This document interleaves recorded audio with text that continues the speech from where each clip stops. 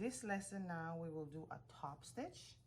Okay, so again I went down and I did 1/2 inch seam allowance here, and again I have my right sides touching right sides.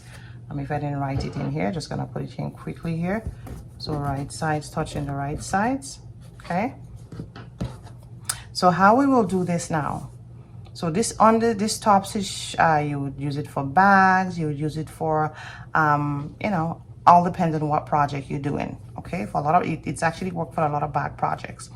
Okay, so now what we will do, I will take this and I will go to my iron. I will take my iron and I will bring this like that. So I'm gonna pretty much, see, I'm pretty much closing everything on the inside, the seams, everything is gonna be closed down on the inside.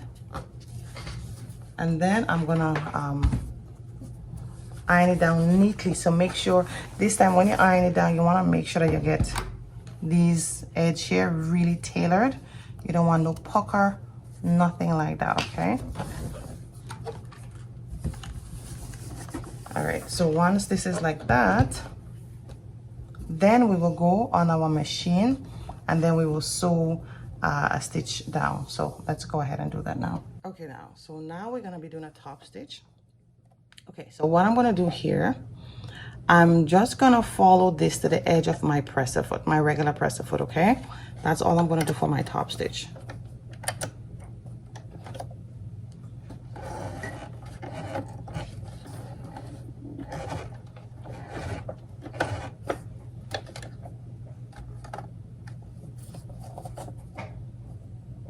Okay, so now this is my guide here.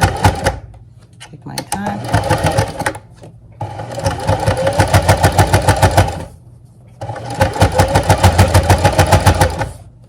Just taking my time.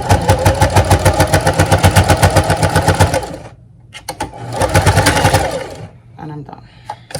Okay, so this is how it is here.